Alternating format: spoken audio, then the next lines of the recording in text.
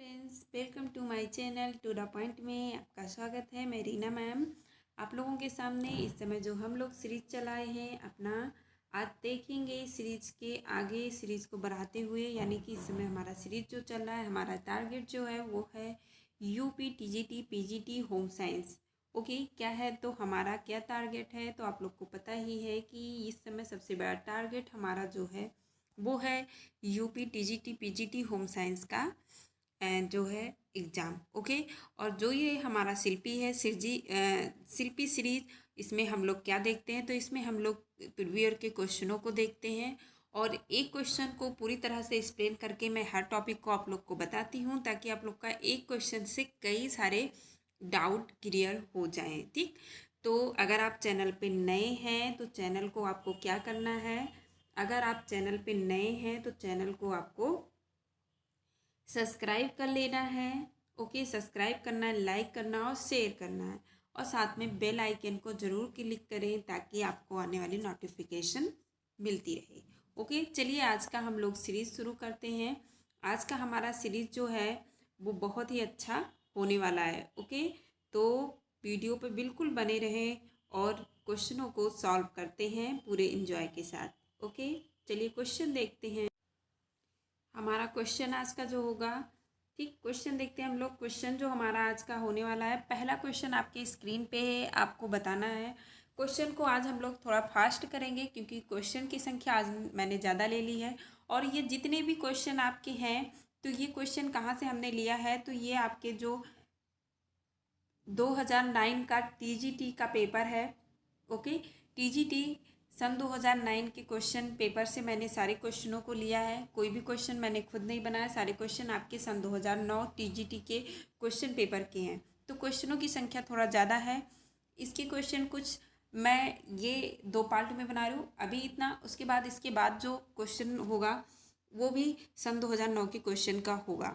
तो हम लोग पहले सन 2009 के क्वेश्चन पेपर को सॉल्व करते आ रहे हैं, तो आज उसी सीरीज़ को आगे बढ़ाते हुए हम लोग देखेंगे। पहला क्वेश्चन हमारा जो है वो आपके स्क्रीन पे है, परिवार है। आप बोलेंगे कि मैम क्या चिंदी सा एक छोटा सा क्वेश्चन लेके आई हैं, तो नहीं बेटा, ये सारे क्वेश्चन सारे आपके पेपर में आए हुए हैं। मेरे खुद के कोई भी क्वेश्चन बनाए हुए नहीं हैं, सारे एग्जाम के ही क्वेश्चन हैं।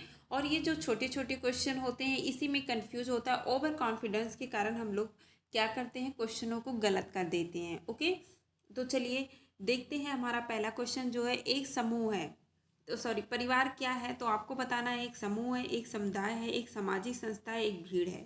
तो आपको पता है समूह भी नहीं है, समुदाय भी नहीं है, ना ही भीड़ हम उसे कहेंगे। तो हमारा राइट आंसर क्या होगा, तो राइट आंसर हमारा क्या होगा, फर्स्ट का सी होगा। राइट आंसर क्या होगा, सी होगा। यानी परिवार हमारा क्या है, तो परिवार हमारा एक सामाजिक संस्था होती है। ठीक है, क्या होती है, तो आप बताएंगे कि सामाजिक संस्था होती है। और हमारे भारत में कैसे देश परिवार की प्रचलन है, तो आप बताएंगे संयुक्त परिवार की है। और परिवार का जो शब्द है वो लैटिन भाषा के फैमुलस शब्द से लिया गया है। ठीक है, किस शब्द से लिया गया है, फैमुलस शब्द से लिया गया है। ओके, नेक्स्ट क्वेश्चन देखिए आपके स्क्रीन पे, आपको बताना है कपड़ों को काटने वाला कीट होता है, कीट होता है, सॉरी, कपड़ों को काटने वाला कीट होता है। आपको बताना है कि जो कपड़ों को काटने वाला कीट होता है उसका क्या नाम है, आपको बताना है। कीट का नाम बताना है, यहाँ पे कीट नहीं, कीट का नाम बताना है। ओके, स्पेलिंग थोड़ा सा मिस्टेक है तो इसको सही कर लीजिएगा। कीट, ओके, क्या पूछ रहा है, कीट कौन से होते हैं आपको बताना है। ओके, तो कीट जो होता है, आप देखिए यहाँ पे क्वेश्चन नहीं आया, लेकिन आप लोग देख सकते हैं यहाँ पे क्लीम मोथ होता है, सिल्वर फिश होता है, या क्ल्यूफेक्सलर होता है, या उपयुक्त में से कोई नहीं होता। तो इसका राइट आंसर जो होगा, यानी कपड़ों को, जो कपड़ों को, ठीक है, एक सेकंड, जो कपड़ों को काटने वाले कीट होते हैं, क्या होते हैं, कीट होते हैं, वो कौन से होते हैं, तो आप बताएंगे राइट आंसर होता है क्या, ए आपका राइट आंसर होता है। क्लिप मोथ जो होता है, ये जो ऊनी वस्त्र होते हैं, खास करके ये किस कपड़े को काटते हैं, तो आप बताएंगे कि खास करके ये जो आपके ऊनी वस्त्र होते हैं, कौन से होते हैं, तो आप बताएंगे जो ऊनी वस्त्र होते हैं उसमें प्रोटीन जो होती है, उसी कारण ये क्या करते हैं, ऊनी वस्त्रों को काट देते हैं। ओके, चलिए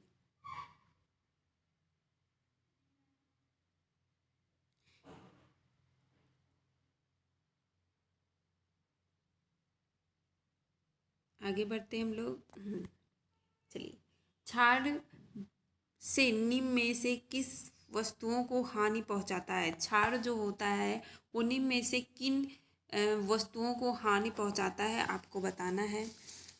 वस्तुओं को नहीं, यहाँ पे वस्त्रों को होना चाहिए था। ठीक है, क्वेश्चन में ये वस्त्रों को हानि नहीं पहुंचाता है। ठीक, देखिए अभी देखिए, हमने कहा हमेशा आप लोगों को कि सबसे पहले हम लोग को क्या नोट डाउन करना होता है, नहीं शब्द, क्योंकि हम लोग नहीं पढ़ते। जैसे अभी मेरे से मिस्टेक हुआ कि क्षार निम्न में से किन वस्त्रों को हानि पहुंचाती है, तो आपको यहाँ बताना है नहीं पहुंचाती है। किसको नहीं पहुंचाती है ये आपको बताना है। तो ऑप्शन ए होगा रेशमी को। तो रेशमी कपड़ा आप लोग को पता है, रेशम के कपड़े को अगर हम क्षार में धुलते हैं तो उसका कलर मतलब डाउन हो जाता है, वो कुछ येलो कलर का होता है, कलर उतर जाता है। सूती, नायलॉन, टेरिकॉट, तो इसमें सबसे राइट आंसर जो होने वाला है आपका सूती वस्त्र होता है। सूती वस्त्र जो होता है ये, इस पर क्षार का कोई प्रभाव नहीं पड़ता है। ठीक है, क्षार का इस पर कोई प्रभाव नहीं पड़ता है। अगला क्वेश्चन जो हम लोग देखेंगे, 4 नंबर क्वेश्चन आपके स्क्रीन पे, निम्न में से कठोर जल की विशेषता है। पानी में झाग कम उठते हैं, भोजन सरलता से बन जाता है, पीने में स्वादिष्ट होता है, रंगहीन तथा पारदर्शी होता है। तो आप लोग को पता है कि हमारे जल का जो विशेषता है ठोस जल की, तो वो हम लोग क्या बताएंगे, ठोस जल कैसा होता है, तो आप लोग बताएंगे ठोस जल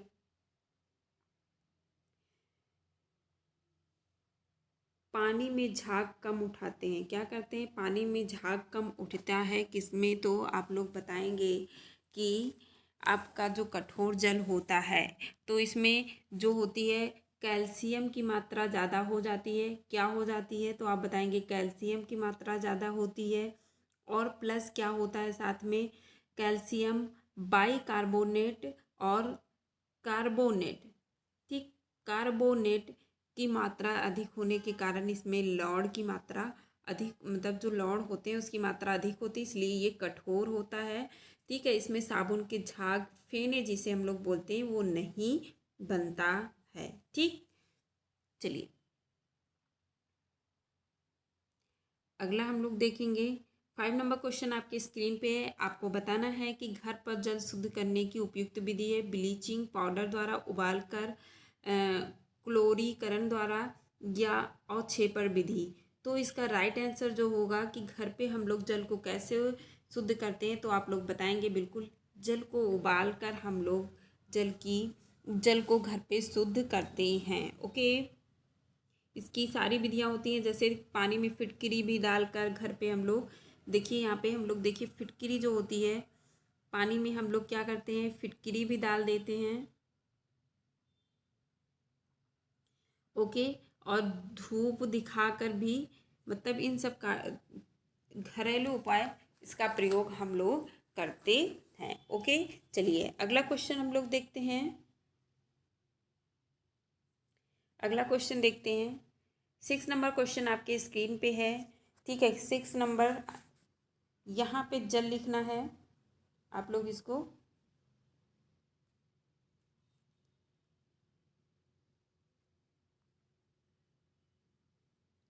जल की अशुद्धियाँ होती हैं जीवाणु, घुलित, तैरने वाली, इनमें से सभी। आपको बताना है जल की अशुद्धियाँ कैसी होती हैं, तो आप बिल्कुल बता सकते हैं कि जल में जो होती हैं उसमें जीवाणु भी जल को दूषित करते हैं, घुलित भी होती हैं जो हम अपनी नग्न आँखों से नहीं देख पाते हैं, तैरने वाले भी अशुद्धियाँ होती हैं, और इनमें से सभी। तो इसका आंसर क्या होगा, तो राइट आंसर जो होने वाला है वो है इनमें से सभी।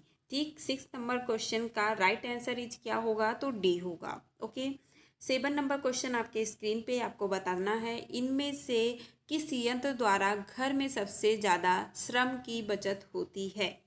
ओके, श्रम की बचत होती है, तो ऑप्शन आपके सामने है, अलमारी द्वारा, गीजर द्वारा,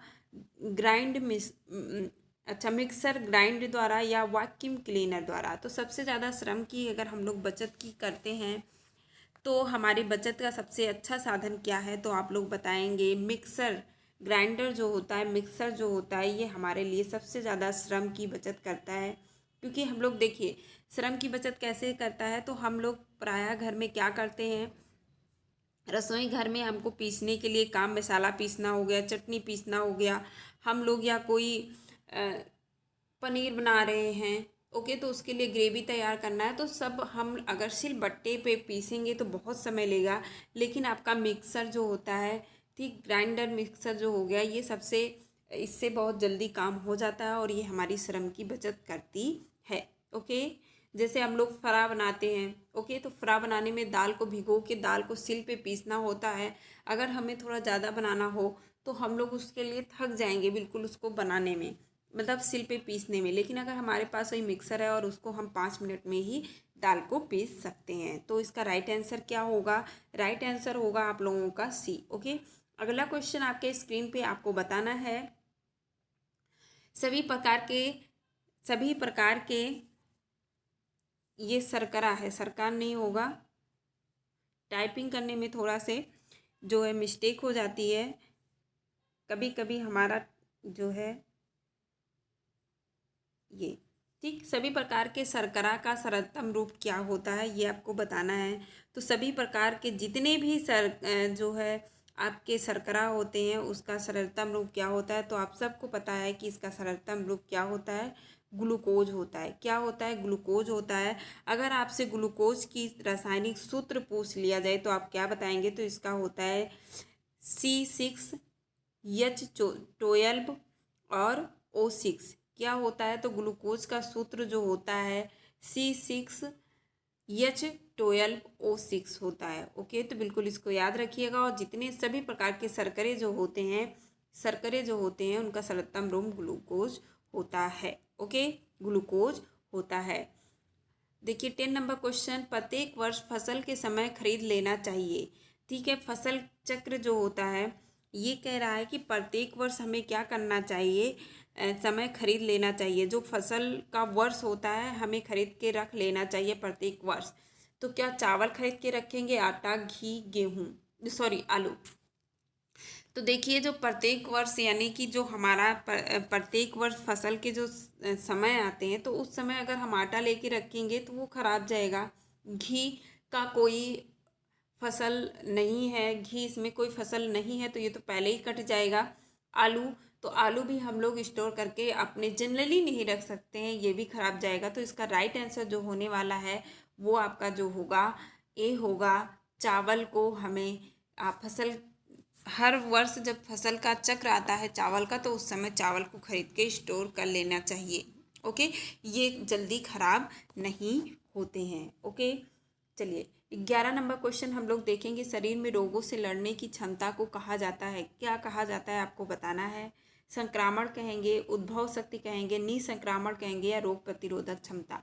तो आप लोग बताएंगे मैम जो रोगों से लड़ने की क्षमता होती है उसे क्या कहते हैं, तो आप लोग बताएंगे कि रोग प्रतिरोधक क्षमता इसे कहते हैं। मैं क्वेश्चन को थोड़ा फास्ट कर रही हूँ क्योंकि क्वेश्चन लंबा है, क्वेश्चन ज़्यादा लिया है मैंने। अगर बहुत टाइम देंगे तो वीडियो लंबा हो जाएगा और आप लोग भी बोर हो जाएंगे। ओके, चलिए अगला क्वेश्चन हमारा है अमीबा। देखिए एमेबा हो गया है यहाँ पे, एक सेकंड रुक जाइए।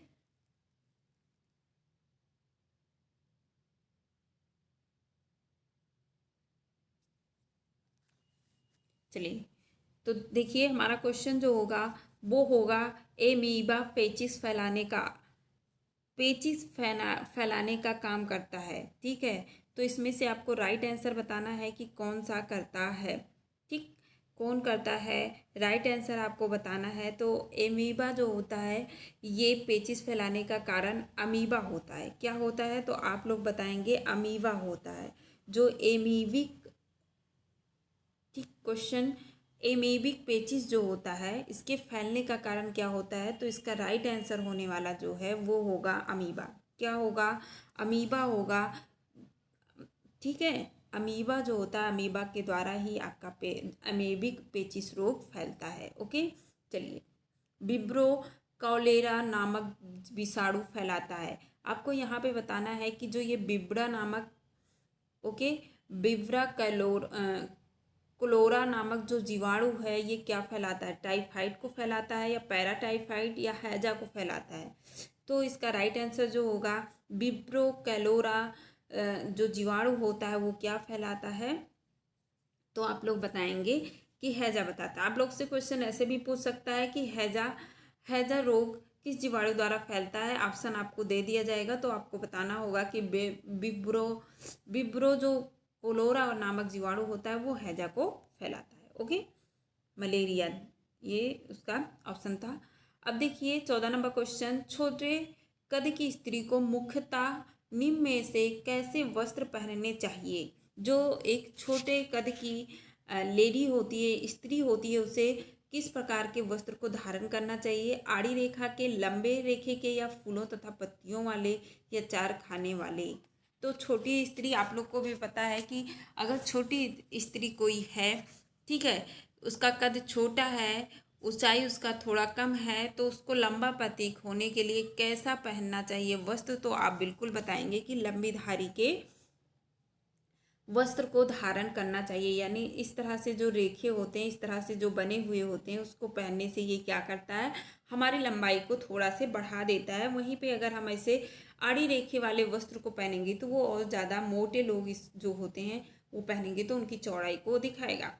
ओके, तो जो पतले दुबले होते हैं, पतले दुबले लोगों को कैसा वस्त्र पहनना चाहिए? तो जो ये आपका जो ये फूल तथा पत्तियों वाले कपड़े हैं, अगर वो इसको पहनता है तो वो उनकी मतलब चौड़ाई को थोड़ा बढ़ा के दिखाएगा। राइट आंसर आपका जो होगा वो बी होगा, लंबी धारी का। ओके, चलिए 15 नंबर क्वेश्चन हम लोग देखेंगे। यदि उनको, देखिए आपका क्वेश्चन जो होगा, यदि ऊन को, उनको नहीं ऊन को, यदि ऊन को क्षार युक्त साबुन से धोया जाए तो कड़ा हो जाता है, चमकीला हो जाता है, मोटा हो जाता है, पतला हो जाता है? तो इसका राइट आंसर जो होने वाला है, राइट आंसर है, अगर हम जो ऊन के कपड़े हैं उनको क्षारयुक्त साबुन से धुलते हैं तो वो कैसा हो जाता है? कड़ा हो जाता है। आप लोगों ने भी देखा होगा कि जब हम साबुन से अपने ऊनी वस्त्रों को धुल देते हैं तो वो कड़ा हो जाता है। उसके लिए हम लोग क्या प्रयोग करते हैं? तो ईजी का करते हैं, क्योंकि ईजी का जो पीएच मान होता है वो साबुन के पीएच मान से बहुत ही कम होता है। तो हमें ऊनी कपड़े धुलने के लिए क्या करना चाहिए? तो जैसे कि आपका ईजी जो आता है उसे प्रयोग करना चाहिए। ओके, चलिए 16 नंबर क्वेश्चन आपको बताना है, व्यक्ति का व्यक्तित्व झलकता है, किससे झलकता है? एक व्यक्ति या एक गृहिणी की अगर हम लोग बात कर लेते हैं तो उसका व्यक्तित्व कैसे झलकता है? हम किसी व्यक्ति के बारे में कैसे जान सकते हैं कि इसका चरित्र या इसका व्यक्तित्व कैसे है? तो हम लोग उसके पहनावे से भी जान सकते हैं। और देखिए यहाँ पे ऑप्शन को देख लेते हैं। चित्र के चुनाव से, कोई गृहिणी है वो चित्रों का चुनाव कर रही है उससे, या घर की साज सज्जा से, या कीमती सामान से, या इनमें से कोई नहीं। मान लीजिए कोई लेडी है, वो शॉपिंग करने गई है और अच्छे चित्रों का चुनाव कर रही है, तब हम मान सकते हैं कि उसका व्यक्तित्व अच्छा है। या क्या कहते हैं, वो कोई लेडी है और बहुत कीमती सामानों को पहनी है, तब भी हम जान सकते हैं उसका अच्छा व्यक्तित्व है? नहीं। तो इसका राइट आंसर जो होने वाला है वो क्या होगा कि घर की जो साज सज्जा होती है गृहिणी की, सबसे मुख्य रूप से अगर देखा जाए कि एक गृहिणी के व्यक्तित्व के जो परिचायक होते हैं वो होता है घर की साज सज्जा। ओके, चलिए आगे बढ़ते हैं। रेबीज के लक्षण हैं, आपको बताना है। जो रेबीज रोग होता है ये किसके काटने पे होता है? तो ये कुत्ते के काटने से होता है। ओके, कुत्ते के काटने से रेबीज रोग होता है। अब आपको बताना है ये उसके लक्षण कौन से होते हैं। पहला जो है आपका कुत्तों की तरह तरह भौंकना, भौंकना ये एक में भौंकना, पागलों की तरह व्यवहार करना, पानी से डरना, उपयुक्त सभी। ठीक है, उपयुक्त सभी। तो आप लोग क्या बताएंगे? राइट आंसर आपका क्या होगा? उपयुक्त सभी। ठीक, रेबीज के लक्षण क्या होते हैं? वो कुत्तों की तरह भौंकता है, पागलों की तरह व्यवहार भी करता है, और पानी से डरता है। अब आप लोगों से यहाँ पे क्वेश्चन पूछ लिया जाए कि पानी से डरना क्या होता है, तो आप लोग बताएंगे हाइड्रोफोबिया। क्या कहते हैं? हाइड्रोफोबिया को पानी से डर लगना होता है। ठीक है, तो रेबीज का जो ग्रसित व्यक्ति होते हैं उनका एक लक्षण होता है हाइड्रोफोबिया, यानी वो पानी से डरते हैं। ओके, चलिए आगे बढ़ते हैं। खेल के मैदान की उपयोगिता से होता है। अब जो खेल के मैदान होती है उसकी क्या उपयोगिता होती है? शारीरिक विकास पे, सहकारिता की भावना का विकास, मनोरंजन का उपयुक्त सभी। तो हम सबको पता है कि जो हमारे खेल के मैदान होते हैं, ओके, खेल के मैदान होते हैं तो वो जो होते हैं, खेल के मैदान की उपयोगिता कैसी होती है? तो आप बता सकते हैं कि वो हमारे शारीरिक विकास में सहायता करती है। जब हम मैदान में खेलने जाते हैं तो लोगों से सहकारिता की भावना का विकास होता है, मनोरंजन भी होता है। तो ये उपयुक्त सभी, इसका राइट आंसर डी हो जाएगा। ओके, चलिए 19 नंबर क्वेश्चन हम लोग देखते हैं। पारिवारिक बजट बनाने से खर्चों में कटौती हो जाती है, आमदनी का सही उपयोग होता है, परिवार के सदस्यों को संतुष्टि मिलती है, उपयुक्त सभी। ठीक, तो इसका राइट आंसर जो होगा, सबसे राइट आंसर, ठीक है, वैसे तो देखा जाए तो सभी जो है हमारे पॉइंट सही हैं कि खर्चों में हम लोग कटौती कर लेंगे अगर बजट बनाएंगे तो देखेंगे, अगर कम रहेगा तो ठीक है। आमदनी का भी हम लोग उपयोग होता है, और दूसरा परिवार के सदस्यों को हम संतुष्टि दे सकते हैं, उपयुक्त सभी। वैसे लेकिन इसका अगर हम लोग मेन देखें कि मेन इसका क्या सही होगा, तो सही इसका जो होगा आमदनी का सही उपयोग। ओके, जब हम लोग बजट बनाते हैं तो अपनी आमदनी का एक सही उपयोग करते हैं, फिजूल खर्ची नहीं करते हैं। तो इसका राइट आंसर जो होगा वो होगा बी।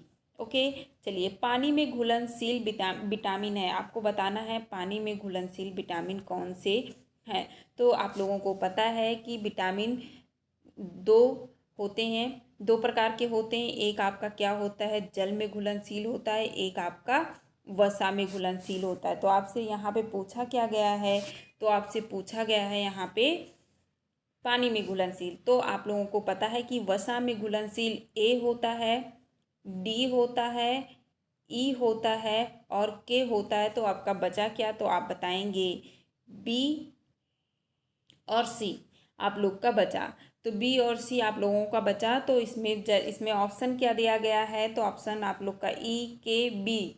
तो राइट आंसर जो होगा वो बी होगा, यानी जल में घुलनशील विटामिन, पानी में घुलनशील विटामिन कौन सा है, तो आप बताएंगे बी है। ओके, कौन सा है, बी है। ओके, थायरॉक्सिन हार्मोन का स्राव होता है, आपको बताना है थायरॉक्सिन हार्मोन का स्राव होता है थायराइड ग्रंथि से, पैराथायराइड ग्रंथि से, यकृत से, अमाशय से। तो इसका राइट आंसर जो होने वाला है थायराइड ग्रंथि से। ओके, क्या होगा, थायराइड ग्रंथि से। थायराइड ग्रंथि कहाँ पाई जाती है, तो आप लोग बताएंगे जो ये हमारे गले में ये ठुड्डी होता है, इसी के बगल में एक छोटा सा ग्रंथ होती है जिससे थायराइड ग्रंथि का हार्मोन होता है। और थायराइड ग्रंथि का जब अच्छे से स्राव नहीं होता है, ठीक है, तो घेंघा नामक रोग हो जाता है जो कि आयोडीन की कमी से होता है। ओके,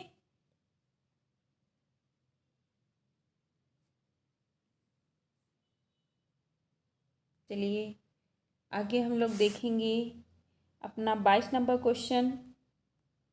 निम्न में से संयुक्त राष्ट्र संघ की कौन सी संस्था बच्चों, ठीक है, बच्चों तथा माताओं को रोग से बचाने तथा उनका कल्याण करने के लिए बनाई गई है? ये क्वेश्चन आपके 2021 में आया हुआ भी क्वेश्चन है, बस पूछने का फॉर्म थोड़ा से अलग था। तो आप लोग बताएंगे, ठीक है। ऑप्शन है UNICEF, care, red cross society या सभी।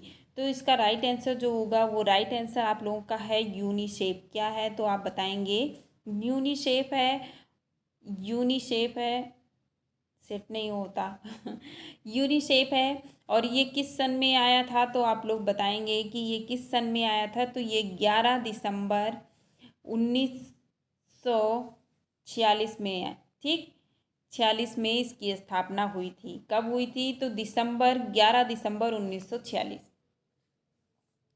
ओके, चलिए दूसरे विश्व युद्ध के बाद इसकी स्थापना की गई थी, ठीक। देखिए, प्रदूषण की समस्या एक है, कैसी समस्या है आपको बताना है। विकासशील देशों की समस्या है, विकसित देशों की समस्या है, या आपके भारत की केवल समस्या है, या संपूर्ण विश्व की समस्या है। तो इसकी राइट आंसर को हम लोग जब बताएंगे तो राइट आंसर क्या होगा कि ये संपूर्ण विश्व की समस्या है। ओके, संपूर्ण विश्व की समस्या है आपकी।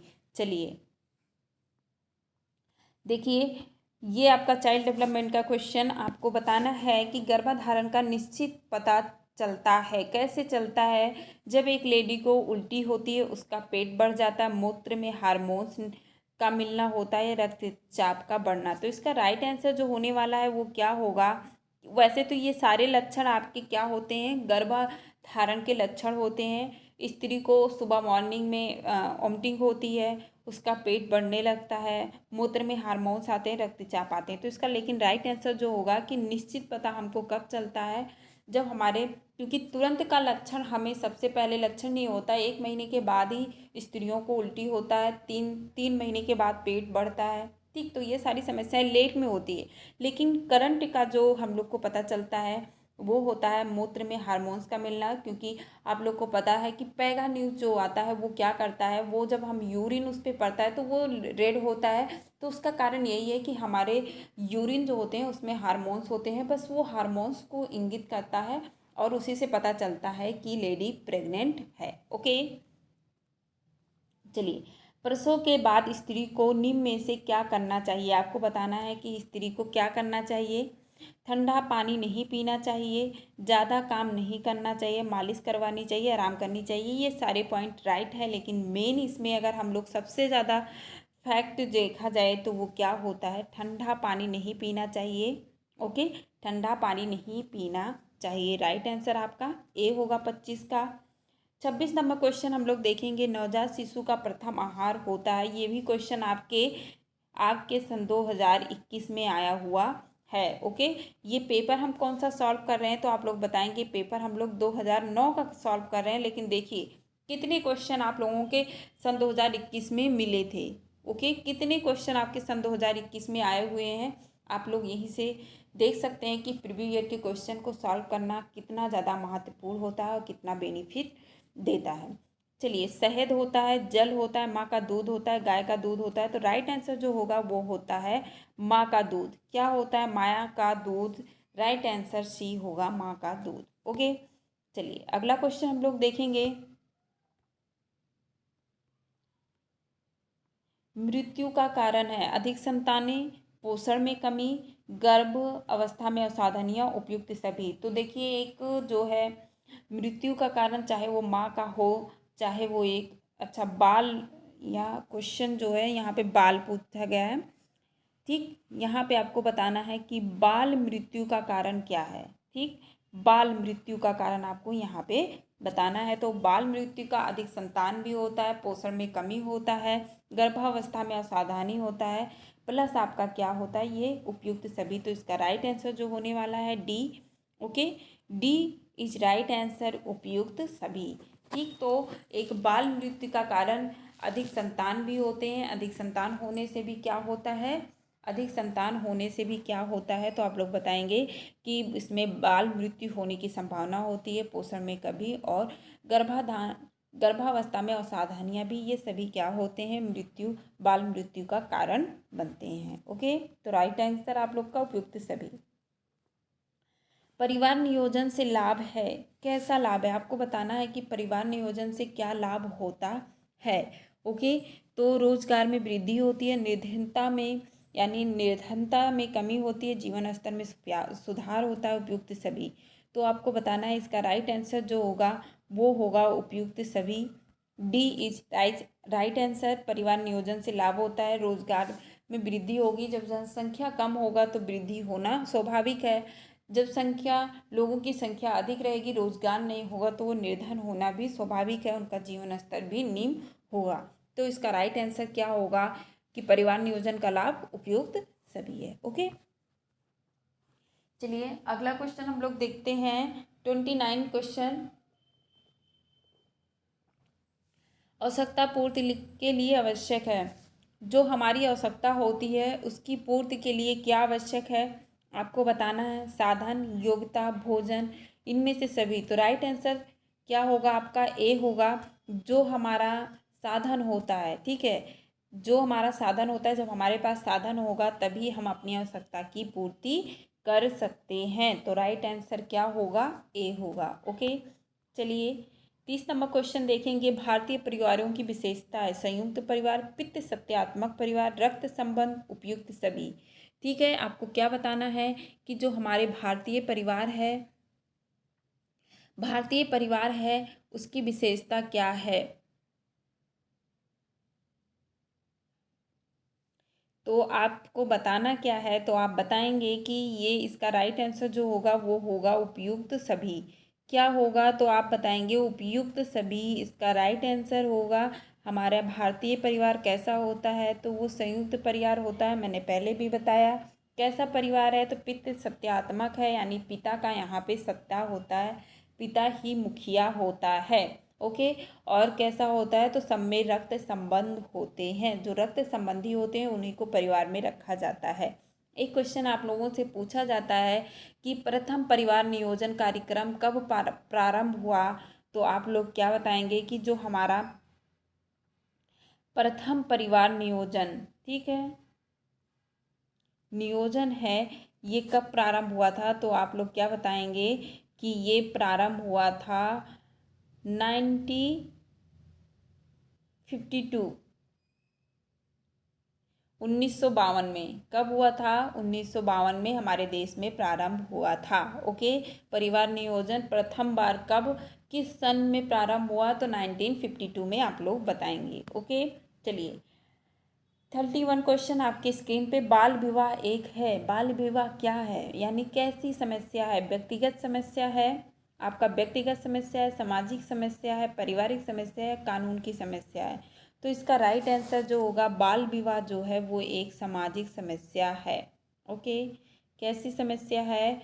तो बताएंगे कि सामाजिक समस्या है। राइट आंसर क्या होगा? बी राइट आंसर होगा आप लोगों का। चलिए, प्रोटीन प्राप्ति का सर्वोत्तम साधन है। प्रोटीन प्राप्ति का इसमें से आपको बताना है सर्वोत्तम साधन कौन सा है। दूध है आपका, दही है, सोयाबीन या हरी सब्जियां।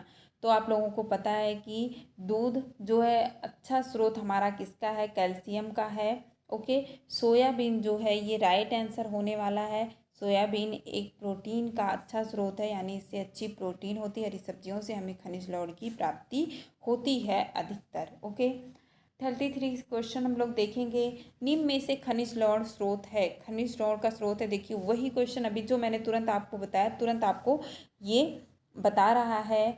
देखिए एक चीज़ इसमें और जान लीजिए, सोयाबीन से अगर हम 100 ग्राम सोयाबीन ले रहे हैं, कितना? 100 ग्राम सोयाबीन ले रहे हैं, तो उससे हमें 4% प्रोटीन प्राप्त होती है। कितना प्राप्त होता है? तो 100 ग्राम सोयाबीन से 40% सोयाबीन की मात्रा से हमको क्या मिलता है? प्रोटीन मिल जाता है। और प्रोटीन के लिए हम दालें खाते हैं, पनीर, सूखे मेवे हो गए, मूंगफली हो गई, तो ये सारे चीज़ आते हैं।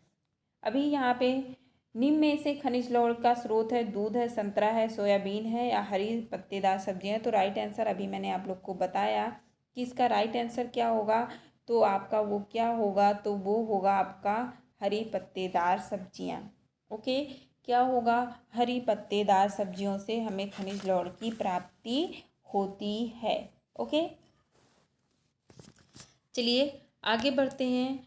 अगला क्वेश्चन देखते हैं हमारा 34 क्वेश्चन क्या है। प्रेशर कुकर में खाना पकाने से पोषक तत्व नष्ट नहीं होते हैं, खाना जल्दी बनता है, श्रम कम लगता है, इनमें से सभी। तो ये बात बिल्कुल सही है कि जब हम प्रेशर कुकर में भोजन को पकाते हैं तो यहाँ पे क्या होता है कि खाना हमारा जल्दी भी पक जाता है, और जो पोषक तत्व होते हैं भाप के द्वारा उसमें भोजन पकते हैं। ठीक है, बॉइलिंग पॉइंट जो होती है उस पर ये खाना पकते हैं, और खाना पकने के कारण ये जल्दी बन जाते हैं, इसमें श्रम नहीं लगता है, और ये सभी।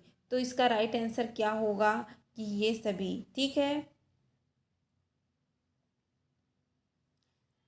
चलिए इसकी देखिए बॉइलिंग पॉइंट जो होती है कुकर की, बॉइलिंग पॉइंट की अगर हम लोग बात कर लेते हैं, यानी कि उसकी जो पकने की पॉइंट होती है वो कितने पे होती है, ठीक है, यानी कितने सेल्सियस पे ये पकता है, तो आप लोग बताएंगे कि 100 सेल्सियस पे, ओके, 100 सेल्सियस पे।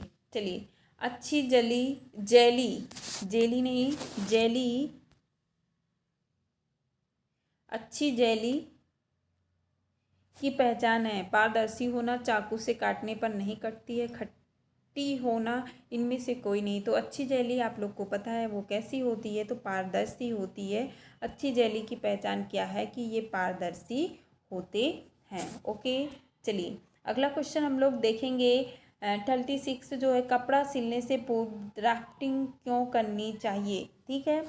जो है कपड़ा सिलने से पूर्व ड्राफ्टिंग क्यों करनी चाहिए, तो पहला जो आपका क्वेश्चन है, कपड़ा व्यर्थ नहीं जाता, कपड़ा गलत कटने की संभावना नहीं होती है, फिटिंग अच्छी आती है। यह आपका डी ऑप्शन जो दिया गया है, ए तथा दो, ए सॉरी फर्स्ट तथा सेकंड यानी ए प्लस बी दोनों सही है, तो इसका राइट आंसर जो होगा ए सेकंड, इसको हम लोग डी ऑप्शन को यहाँ पे कर देते हैं, ए तथा बी दोनों सही है आपका, ठीक।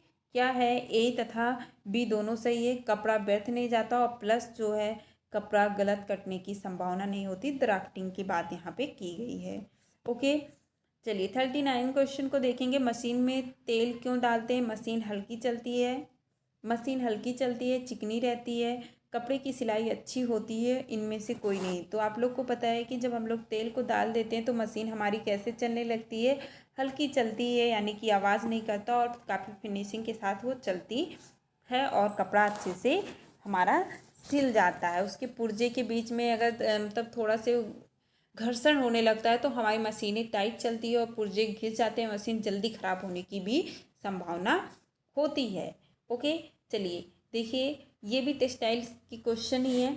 साधारण वस्त्रों को सिलने के लिए मशीन में कौन से नंबर की सुई लगानी चाहिए, 12 नंबर, 16 नंबर, 9 नंबर, 18 नंबर। तो हम लोग को भी पता है कि हम साधारणतया किससे जब सिलाई करते हैं, चाहे जो मशीन हो, तो उसमें जो हमारी सुई की संख्या होती है वो क्या होती है, 16 नंबर होती है। 16 नंबर सुई का हम लोग प्रयोग करते हैं, तो राइट आंसर बी होने वाला है, ओके। चलिए 39 क्वेश्चन को देखेंगे, कपड़े धोने का सोडा पानी को क्या करता है, जो कपड़े धोने का हम लोग सोडा प्रयोग करते हैं वो पानी को कठोर बनाता है, स्वादिष्ट बनाता है, मिडुल बनाता है या गंधहीन बनाता है। तो आप लोग को भी पता है कि हमारा जो सोडा है वो जल को पहले मिडुल कर देता है। मिडुल करने से क्या होते हैं कि जो इसके अकार्बनिक यौगिक होते हैं, जिसका रासायनिक सूत्र क्या होता है, तो आप लोग बताएंगे रासायनिक सूत्र आपका Na2CO3 होता है। ये कपड़े धोने के क्या होते हैं, सोडे के पानी को जब हम पानी में मिलाते हैं तो ये पानी को मृदुल बना देता है, और जिससे क्या होता है कि जो हमारे कपड़े होते हैं, ठीक है, जो कपड़े होते हैं वो जल्दी से उसकी मैल छूट जाती है, मैल बाहर आ जाती है, ओके।